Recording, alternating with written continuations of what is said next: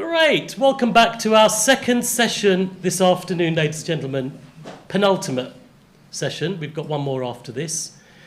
We think it's going well. Thank you for all of you who've come back and joined us online. Thank you to our technicians for doing a sterling job. Thank you to Solent University for keeping us well nourished with food and drink. We move on to our next workshop of the day, which focuses on business support. This workshop is brought to you by our colleagues and partners, Solent Local Enterprise Partnership. Solent LEP are committed to supporting and developing businesses across the Solent region. The workshop will be hosted by James Ford, Head of Enterprise and Skills, and he'll be joined by Andy Pringle from Incu Hive, Jody Fair, representing Apprenticeships and Skills, and Zoe Smith from Helical Productions. James, over to you. Thank you, AJ, and welcome to everybody in the room and online. Delighted to host the panel session this afternoon. Lucky we haven't quite got the graveyard session straight after lunch or at the end of the day, so nicely fitted in the middle. The next 45 minutes in terms of how we're going to run, I'm just going to let the panel introduce themselves, tell a little bit about what they do and why they're here. Then got a few slides that I'm going to sort of talk more broadly about business support and the general ecosystem across the Solent, and then hopefully finish with a range of questions from both online and in the room. So if I just start, we'll go in order. So Jody, you just want to introduce yourself and talk a little bit about what you do? Yeah, my name's Jody Fair. I'm the manager of the Apprenticeship and Skills Hub that covers both the Solent LEP area and the Enterprise M3 area. We offer impartial advice and guidance around all things apprenticeship and skills. So everything from apprenticeships through to Kickstart, fully funded qualifications, Kickstart, I've already said that, T-levels, traineeships, and pretty much everything in between. We also offer advice around low carbon projects and work really closely with the Low Case project, which is about funded grants for businesses to get greener. So that's what we do. Excellent, thanks Jody. And next I'll introduce Zoe from Helical, and probably need a little bit of a cheer and a whoop whoop as Helical have been supporting the event from today as well, from behind the scenes. So Zoe's in front of the camera today. So. Sorry about that. I'm definitely going to be sick of me by the end of today. But no, I'm Zoe. I'm the Operations Director for Helical Productions. We're a Solent-based production company working in all different sectors across the region, London, international, doing production, post-production, animation work, and everything in between, and live events, sort of hybrid live virtual events that have been fundamental to us over the past year. So I am probably slightly different to the guys here today, as I'm obviously working in a creative industry, but it's probably just a bit about me. I didn't actually start out in the creative world. I worked as an operations manager in London for 10 years doing event and corporate hospitality, and then the latter part of that was for the natural fast food chain Leon as an ops manager, which I'm sure you guys probably already know. But that was really where sort of my love for marketing came in. Leon, as much as it's a global company, works very much like an SME. They are super quick at adjusting to consumer behaviours and trends, and marketing was a massive part of my role there. So I tried, seeing as I didn't go to uni, I am also one of those girls that didn't get a degree. I was just testing out different areas and going to the University of Life, I suppose. And marketing was one that really kind of sprung as an industry that I wanted to move into. So I was luckily enough to meet the guys at Helical.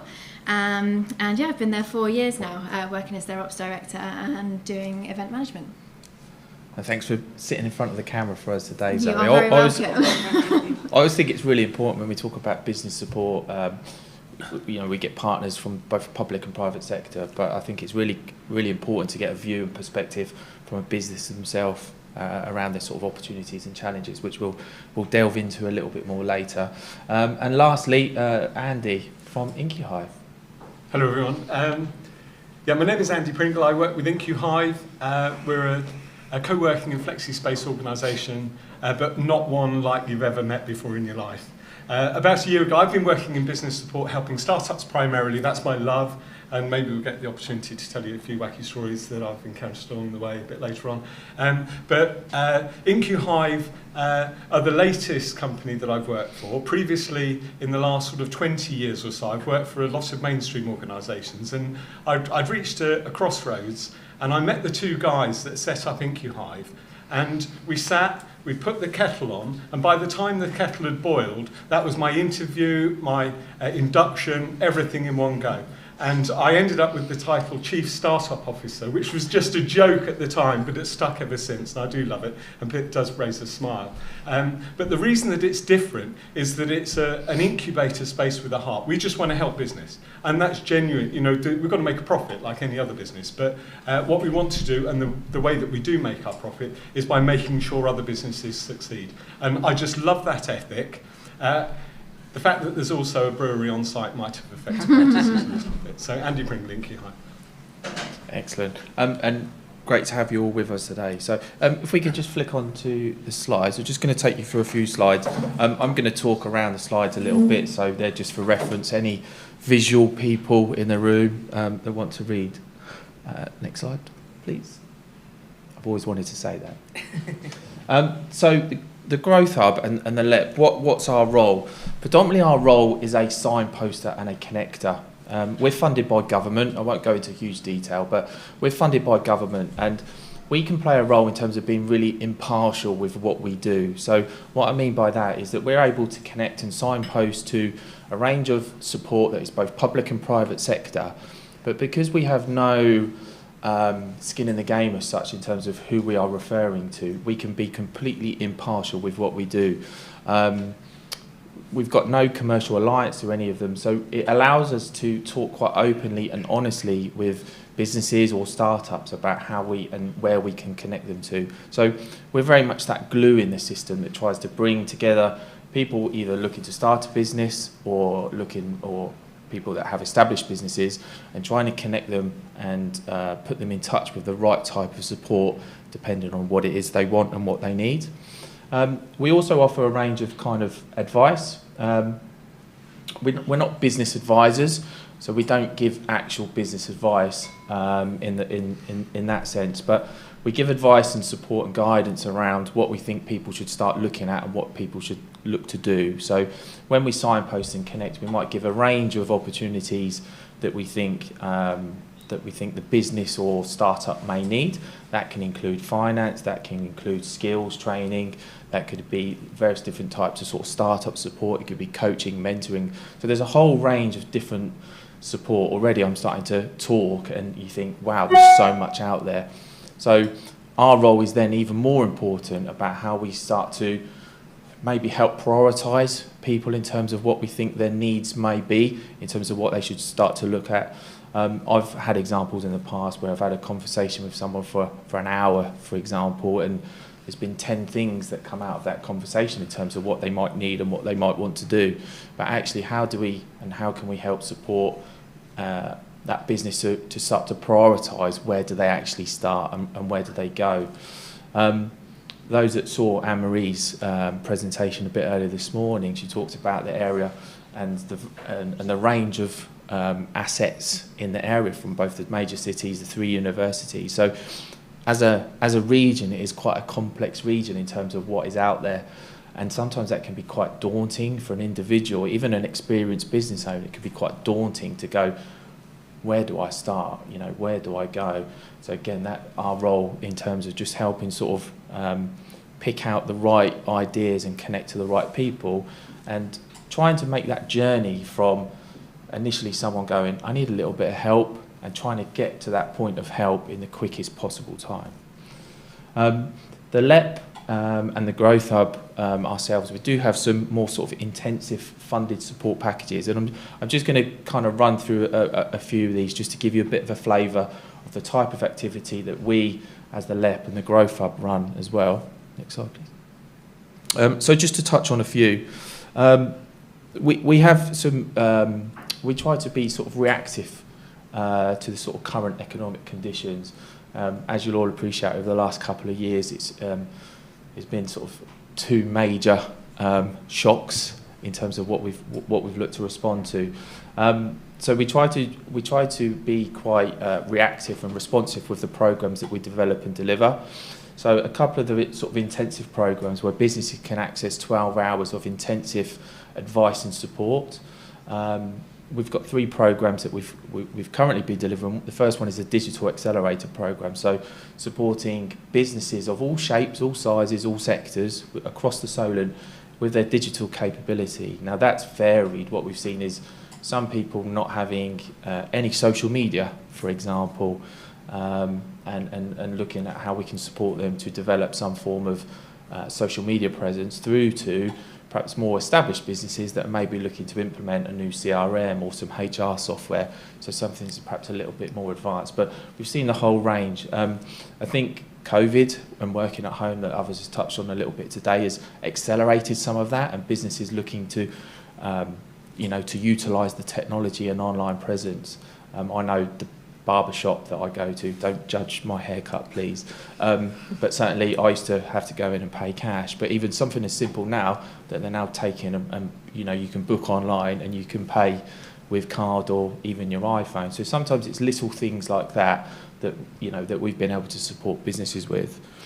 The next program that we've seen a great success with is our peer network program. What that is bringing together groups and cohorts of small businesses into a facilitated group where business owners have had the ability to support each other. So we actually were able to run a couple of specifically creative networks, one in partnership with Tech Solent that some of you may know, where we were able to support and bring together a range of tech businesses that might have had a variety of different problems within their business. That could have been staffing problems, it could have been how to access finance, it could have been restructuring, how do they grow, and trying to create small networks of businesses to come together that could help solve each other's problems. I think sometimes it's good getting advice and support from people like myself, Jody and Andy, but actually sometimes the best form of support that any business of any shape and size can get is from peers and people in the same position, hence why we're going to hear from Zoe a little bit today. A couple of other programs just to sort of whiz through a little bit and then give the opportunity to ask questions. Sustainability and going green is very high on the agenda for all businesses and should be for all businesses. So there are packages of support that we're running that support and can provide advice to go green or make your businesses more sustainable. We've also provided a wellbeing service for business owners, not to replicate or duplicate anything that the NHS or experts, but we actually found, and we're getting feedback from various groups and stakeholders that they wanted and needed something, certainly during COVID and lockdown when there was really challenging times, that they just needed some certainly smaller businesses that perhaps don't have their own HR team and sort of internal programs. So we provided a one-to-one service where business owners could access expert nurses to talk about mental health and well-being.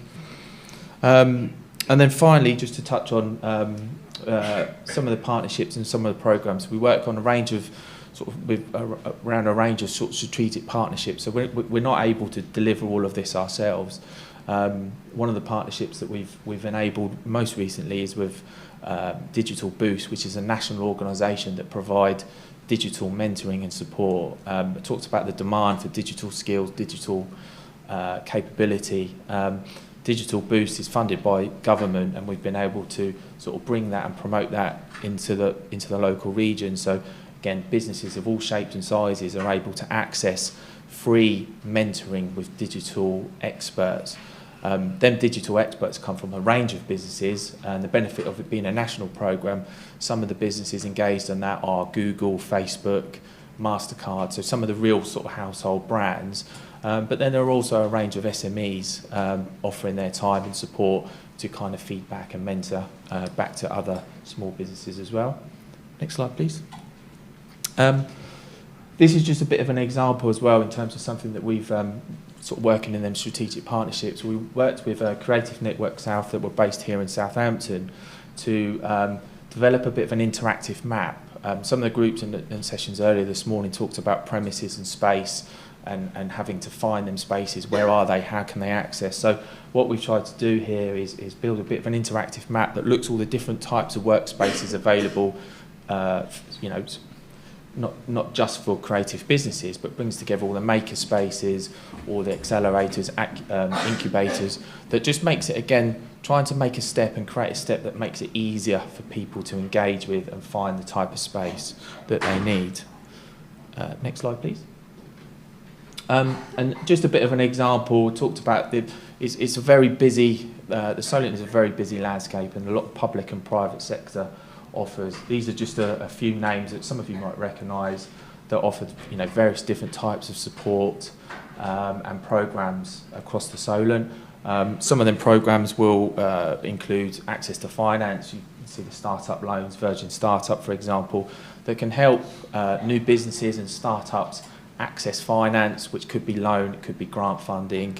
Some of the organisations, private sector, may run small sort of networking, peer groups, bringing businesses together, and there's a whole range of workshops. So if you're looking to attend or access any workshops, that could be about selling, it could be about export trade, it could be about financial modelling.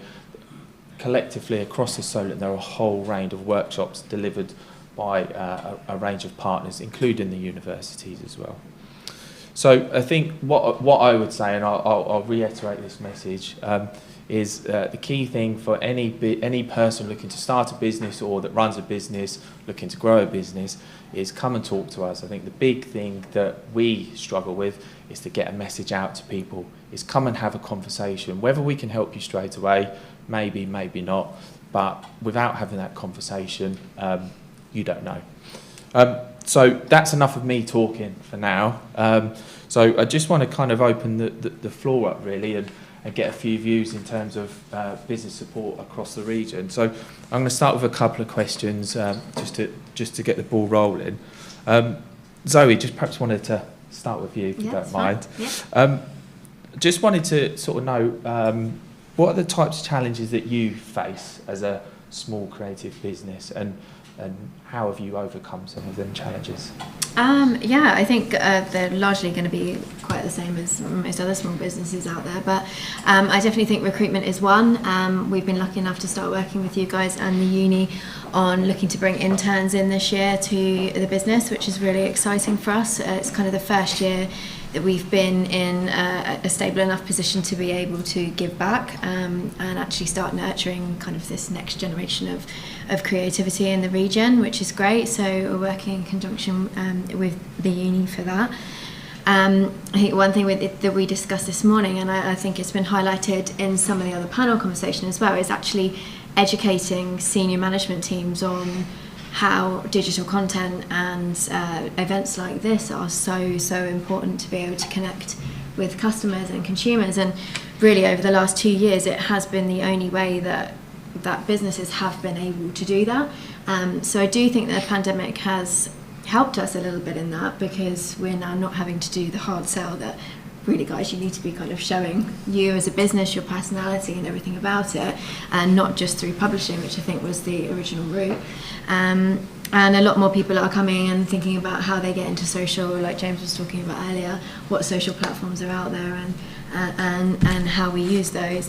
I think the last one for me has obviously been COVID, but we were lucky enough that we had the experience within our team to be able to fall onto the virtual aspect of our business, which is something that we probably had been a bit useless about advertising. As an advertising company, that's probably quite bad, but we hadn't really marketed that we could do it, and we can, and we had all the equipment to do it. So it was really just revamping that, using the skills that we had in our team, and like so many people have said today, just being a bit brave about what we decided to do in a really tricky situation, and thankfully it's paid off. So yeah, I think they're probably the highlights of challenges that we face. Excellent. Pivot, I think pivoting was heard a lot and talked about a lot for businesses, wasn't it? It's certainly sort of a bit of a buzzword used over the last, but really watch that Friends episode on repeat. So just touching on that, Andy, sort of your view on what you see, because out of the COVID and people pivoting as well, a lot of people started to start businesses.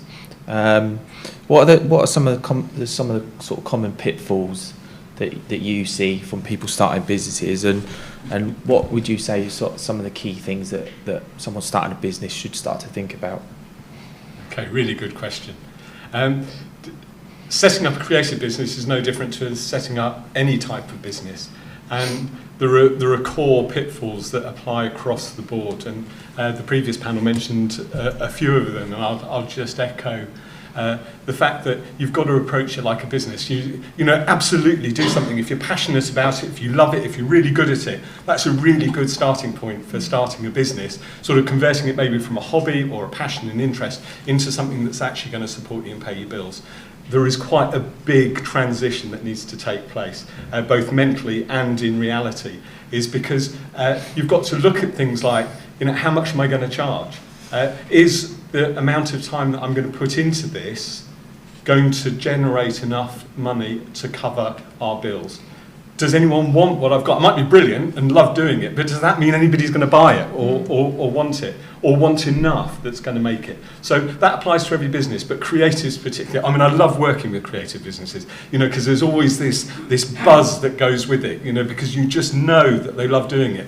You know, there are some other professions and you think, well, I don't know whether I get quite as excited about being a funeral director, you know, and yeah, you look at the possibility of making money, but it's completely different when you come to somebody and you know, they're a brilliant artist or musician, or they're creative, they make some, you know, write, publish, all those kind of things. You know, it's something that you're doing with your heart as well as your head.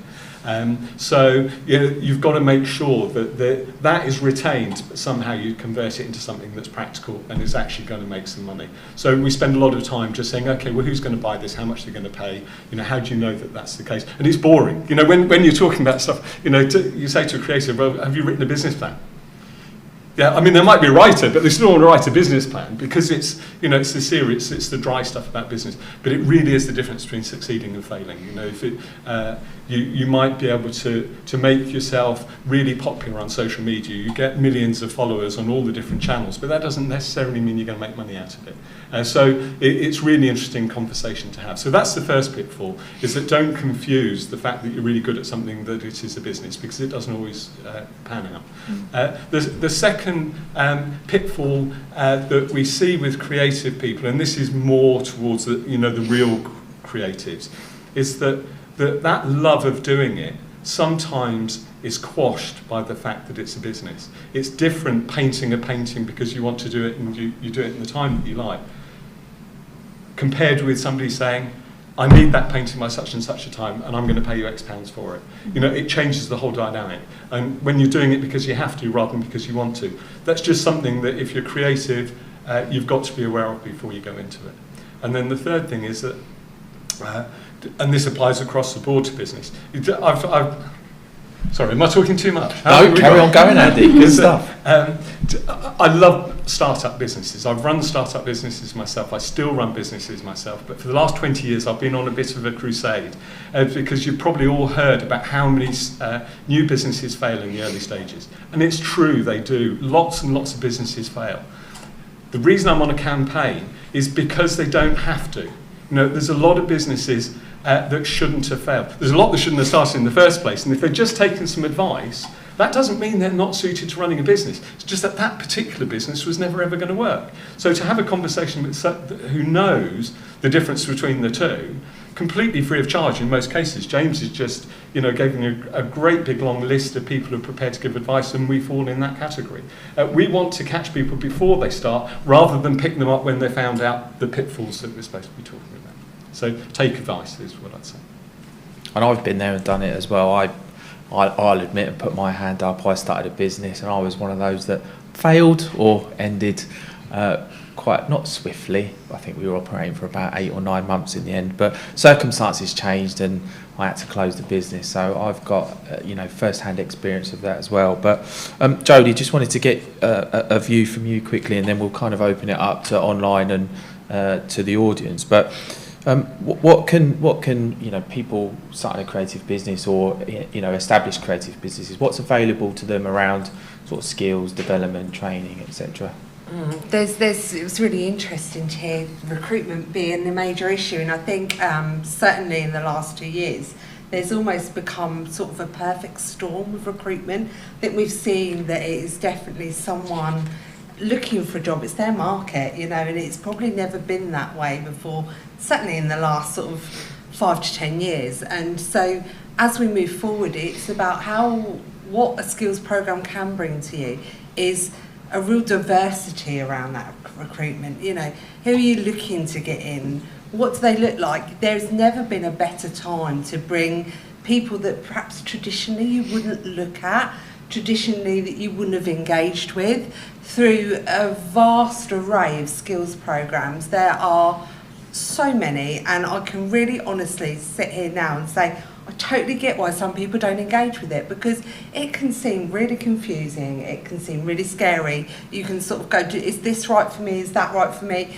All I would say is there is a lot of advice out there, there are a lot of programmes, very many of them, you know, really cheap for what they do, very many of them available to your current staff as well as new staff. So if you're looking at reskilling someone, bringing someone back into the role, you know, there are lots of opportunities out there, and a lot of them come with incentives. So, you know, there's never been a better time to engage, especially given the current recruitment situation. All I'd say is reach out to James's team, to my team, and they will help and support you through what can seem confusing, but often isn't once we have a chat. I think everyone's ears perked up on financial incentives. I know, a little bit there. So have we got a few online questions? And actually, following on from that, Jody, this is from Charles Freeman. He's saying the average creative business in the Solent employs 5 people. So what support is available for those small companies to help them take on paid internships or apprentices or provide entry routes? There's lots of opportunities. One of the things that immediately springs to mind for me is there's something called traineeships, which are often overlooked and are a really good way of getting someone into the workplace and really testing them, trying them. You get £1,000 incentive. You don't have to pay them because they are on a training programme, and it's a really good way of getting new, fresh blood and talent into the business, probably then to look at progressing them onto an apprenticeship. So it's a great way, I hate using this phrase, but it's a great way of try before you buy. So it's very little to no cost apart from time, and I know time is precious, to the actual employer, but it can really build your pipeline of new, fresh talent that perhaps previously may not have thought through creative industries because they would have thought, we need a degree, that's immediately that sector's out for me. Whereas in fact, actually they're some really great, talented young people that are enthusiastic and really just need an opportunity. So there are lots of programmes out there. There are incentives, as I said, for a traineeship work placement or a T-level work placement. It's about £1,000. The same for an apprenticeship, and you also get supported to, you know, the training doesn't have to cost you anything as well. There's a lot of funding available to pay for that training as well. I'll just follow on from that as a creative business as well that has just done it. And it's also following on from what James said earlier, LinkedIn. I spotted a post from the LEP a couple of weeks ago about internships on LinkedIn, and just clicked on it, asked for all the information that I needed, got sent through to Solent Uni, and we've had about 20 applicants for interns for the next sort of semester, so all the way through summer. And onwards, and it's not just a day a week. These guys are so hungry to learn. They've kind of come to us and said, okay, can we do a bit more than the 1 day a week? And obviously we're paying them a normal intern wage, so that's great. And they just want to give you support. They want to learn, and if you've got that capacity to do it, it's so great to give back. So great example. I knew we had you up there, Zoe, for a reason. Any questions in the room? Yes. Yeah, just a quick one. It's really fascinating about how these things get started and the startups and the support and apprenticeships. What kind of support or advice is the businesses about retention, about talent retention? I mean, just as I was saying, you know, I think for me, so I've been in apprenticeships too many years to mention, and we've seen it go through a real step change of it being hairdressing and engineering, and you've got to be 16 to 18. And I think the thing that still surprises people is that we've got apprenticeships now from level 2, which is GCSE level, right the way up to masters. And, you know, it is changed from being that entry route to being a real option to, you know, retain people, keep them motivated, you know, prepare that career pathway and move them up through the levels. It's also, you know, I'm very aware that I sit in an institution that offers degree apprenticeships very well, but you can get a master's degree for just over £1,000 with an apprenticeship, which blows my mind. And that cost is to the employer as opposed to the individual. So it also, you know, I'm on my soapbox on my sort of diversity and inclusion bit, but it does truly make degrees accessible for all, which I think up to sort of 5 years ago, they genuinely weren't. So I just think there is that real opportunity to value your staff through apprenticeships. A lot of people get put off by the name, but, you know, call it whatever you need to as a business, you know, as long as we're getting them through that process and the end is the same, that they end up with a master's degree. Just Andy, I wonder if you've got a bit of a view on, you know, what people starting businesses or early stage businesses, you know, what are the sort of barriers and challenges and about recruiting and thinking about your first hire, for example, you know, what the sort of mindset is and what that sort of journey might look like and should be.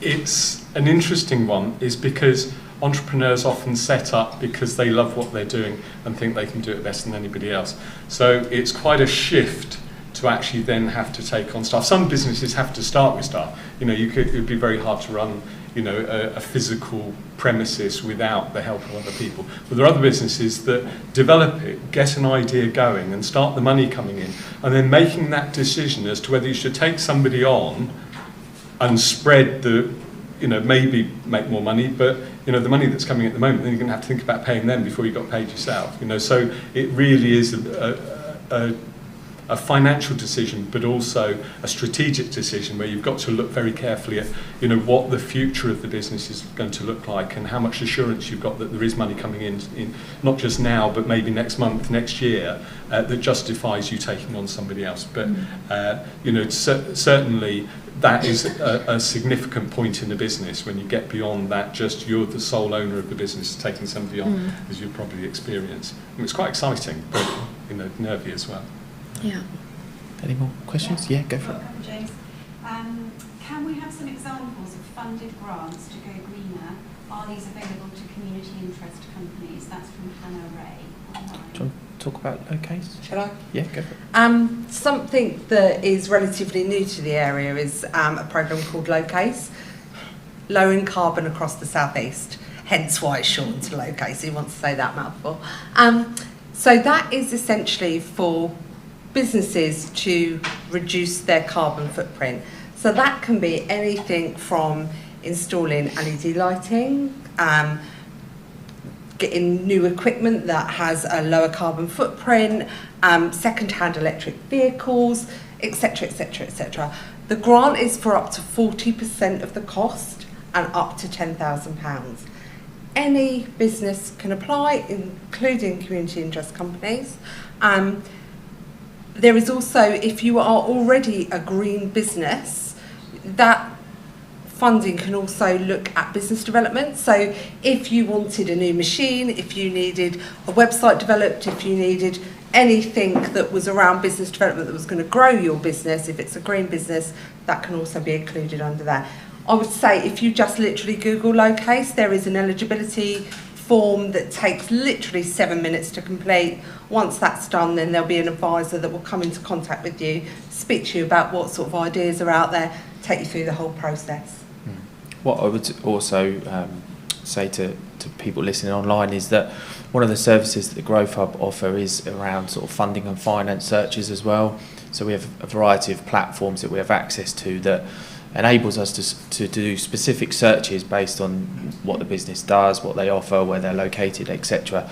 And we can search for funding and finance, which will include things like Locase, not only on a local level, but also on a national level, international level as well, because sometimes there's so much out there, and grants can come in the sense of the grant that Jody's talking about is European money, but there's also corporate money as well, potentially, that people, and there's a whole range of stuff out there. Again, I reiterate that message about coming to talk to us and just asking that question, because that's what we're here for. One more? Yeah. I've got another one, which is from Marnie. She says, is there any help for people changing careers if they are mature, lost their job during COVID, things like that? So there is a lot of funding from Department of Work and Pensions in various different guises, lots of different opportunities to get involved, get into a new industry. What I would also say, and I feel like I'm harping on about apprenticeships, but that's my job, is that there are a lot of apprenticeship vacancies out there at the moment. They are becoming more and more difficult, and they're not the low paid opportunities they were. The average apprentice salary is around 18k. And when you think that, you know, you're going to be retraining in a totally new sort of industry, that's actually quite a good starting salary. And a lot of them in the bigger companies can go up to sort of 25, 30k. So sort of what you'd expect for a standard job, an average salary anyway. So I would say go to your local job centre. There are so many opportunities out there for reskilling, upskilling. Look at the Finding Apprenticeship site. There are loads of vacancies out there, and they're not, you know, sort of YTS or YTS schemes. We've moved on a long way, let's put it that way. Oh, YTS, that's I know, that's what I did, yeah, back in the day. I also just add to that as well, I wouldn't always look in what you've been doing. I think Andy mentioned it earlier. It might be something that you've done all your life, but have a look at your transferable skills as well. Because I did it, I changed jobs, like I said, 4 years ago, and as much as it's a completely different industry, there are a lot of transferable skills between the two jobs that I've done. So don't just go for the sole thing that you know, potentially delve in a bit further to see what you can do. Excellent. Any more questions in the room? Yes. Is there any help available for business managers and employers to help them to be able to support new people in the workplace? As in sort of mentoring and... Yeah, I mean, just to be able to teach somebody, you know, who Absolutely. may have those skills. Do you know what? We're really lucky in the Solent in that we've got a lot of different programmes. The one that springs to mind immediately for me for that would be skill support for the workforce. So you can have essentially units of a level 3, level 4 qualification, totally free of charge. The only real criteria is that you need to be in the Solent and you need to be employed.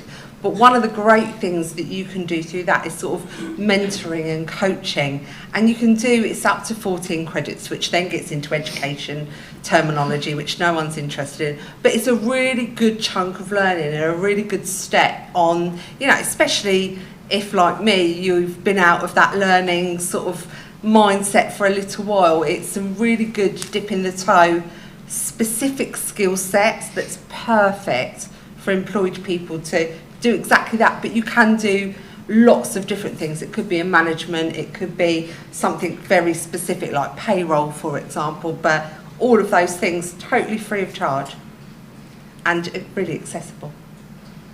What I would also add as well is programs like I mentioned, the peer network program, the small business network program. So that's very much about learning from other people, other business owners in the same situation.